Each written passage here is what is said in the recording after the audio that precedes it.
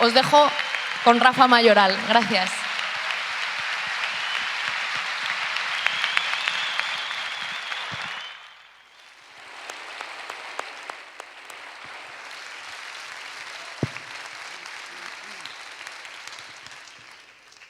Pues la verdad que a mí estar aquí otra vez pues me encoge el corazón. Me encoge el corazón porque la última vez que estuvimos aquí estábamos en la cuenta atrás de una movilización que supuestamente era imposible, como fueron las marchas de la dignidad, porque supuestamente la gente importante había decidido que no se podía hacer y hubo un montón de gente con la cabeza llena de sueños y con los pies llenos de ganas que demostraron que claro que era posible.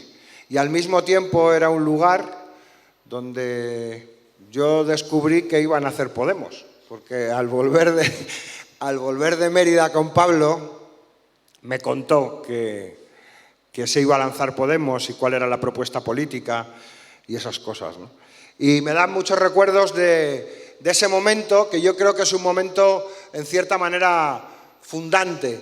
El momento fundante en el que saltábamos de la movilización social, de una movilización social de reclamo, de una movilización social que rompía los esquemas que se habían conocido hasta la fecha, porque ninguna de la gente importante apoyaba esa movilización. Y se abrió la posibilidad, y al mismo tiempo no solamente se abrió la posibilidad en la calle, sino que pocos meses después se rompía el tablero político contra todo pronóstico. Y se rompía el tablero político además siguiendo todas las reglas contrarias a lo que cualquiera hubiera dicho desde el punto de vista del sistema político desde el año 78. No puedes fundar un partido porque no hay espacio electoral, está definida la izquierda, la derecha y la izquierda complementaria. No puedes fundar un partido porque no tienes financiación de los bancos, no puedes abrir un espacio político. Y al final lo que se terminó demostrando era que si hay un conflicto social como el que se abrió en 2008, en el que las élites decidieron apoderarse y utilizar las instituciones para ensañarse con los sectores populares nos dieron una lección a todos y a todas como colectivo. En primer lugar, de que existía la voluntad de resistir y de levantarse frente a esos recortes. Pero no solamente eso, sino que además de desplegar todo tipo de movilizaciones, y yo quiero recordar la marea verde, la marea blanca, la lucha contra los desahucios, las huelgas generales, todo un despliegue de movilización popular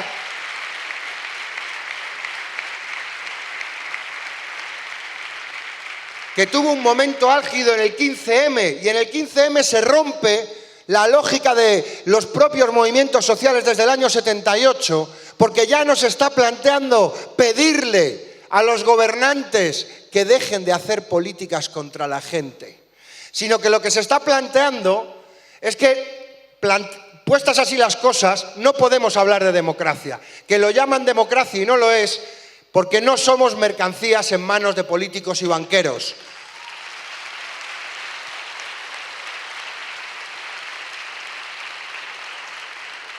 Y que para abrir una nueva etapa democrática era necesario recuperar el espacio público como un espacio de participación democrática, de participación directa, que era necesaria reivindicar una democracia de 365 días.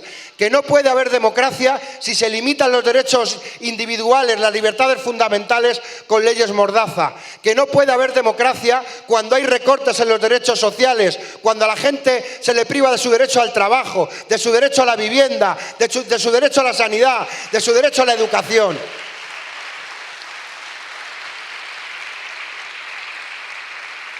Que era, por tanto, necesario construir una forma nueva de democracia. Y Podemos es cierto que nace con una forma jurídica de partido, pero Podemos no es un partido. Podemos tiene ciertas estructuras de partido, pero Podemos lo que ha venido a plantear no es eso. Lo que ha venido a plantear es la construcción de un movimiento popular democrático para disputarle el poder a las élites.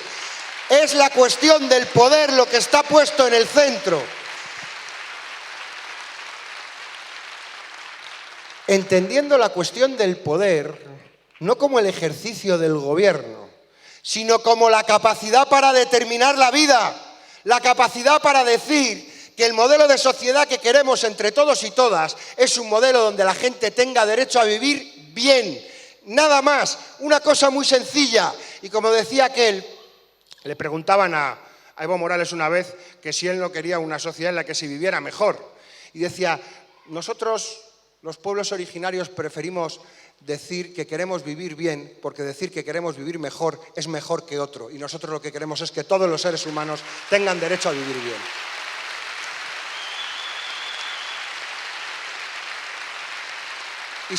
Y saltó todo por los aires.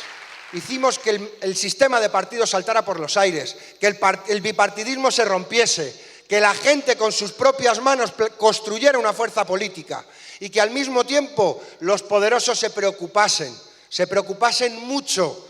¿Les entrara un poquito de miedo?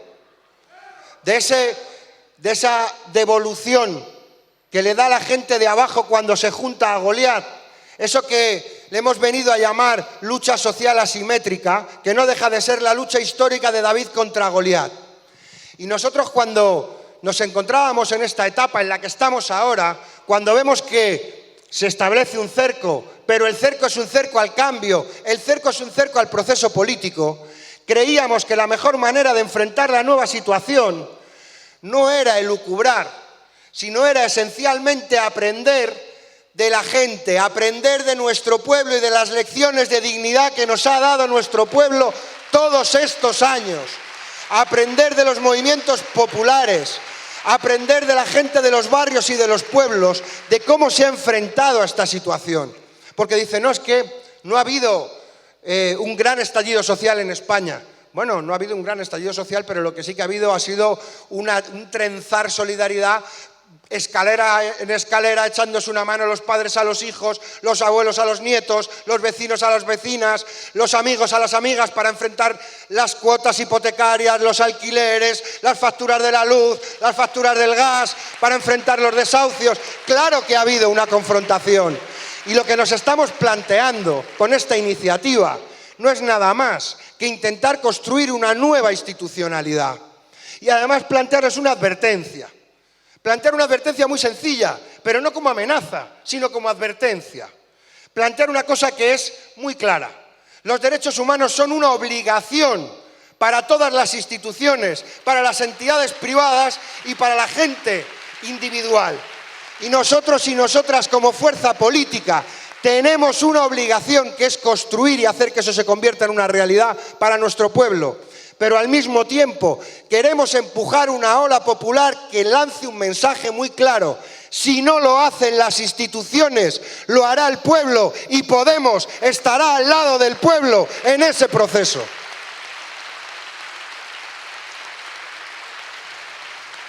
Y planteábamos la lógica de la fraternidad popular que decía Antoni Domènech, un historiador. Decía que cuando nació la fraternidad, el concepto de fraternidad de las clases populares, nacía rompiendo con el antiguo régimen, donde el pater era no solo el que ejercía la propiedad sobre la mujer y sobre los hijos, sino también sobre los trabajadores y las trabajadoras, y que la fraternidad rompía el concepto del patriarcado y abría el concepto igualitario de los hermanos y las hermanas, que construía una perspectiva de futuro diferente. Al fin y al cabo, lo que estamos planteando no es otra cosa que, en primer lugar, empezar a construir en nuestros barrios lógicas de construcción política y de construcción de poder popular. Y eso significa que vamos a organizar el mientras tanto, vamos a trabajar por hacer que las necesidades se conviertan en derechos, sin olvidarnos al mismo tiempo de quiénes son los responsables de las violaciones de derechos de nuestro pueblo.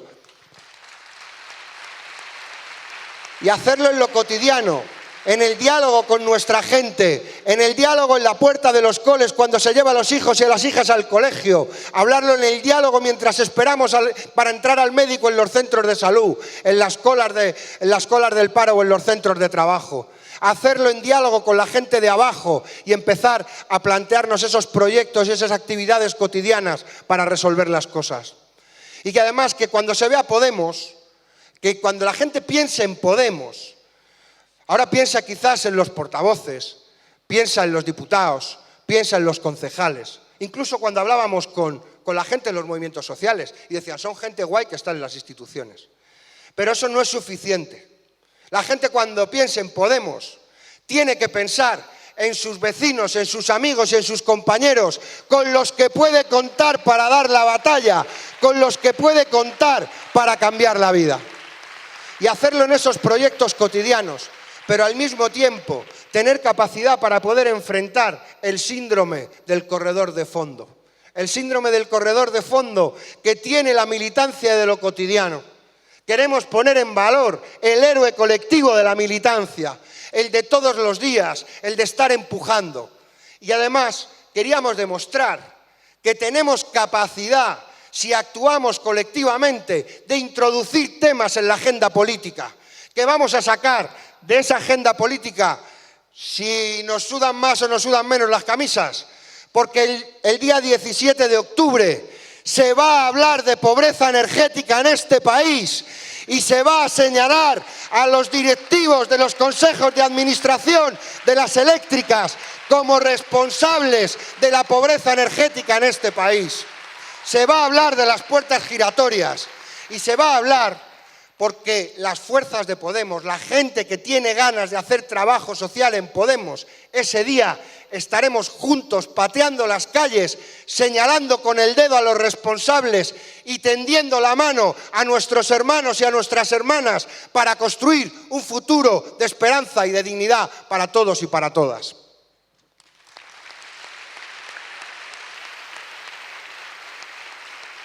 Yo para terminar simplemente quería recordar una frase de un tal Ernesto que decía hace tiempo, porque al fin y al cabo nuestro proyecto político se basa en profundos sentimientos de amor, y decía Ernesto que hay que luchar todos los días por que ese amor por la humanidad viviente se transforme en hechos concretos que sirvan de ejemplo para la movilización. Así que adelante, que vamos.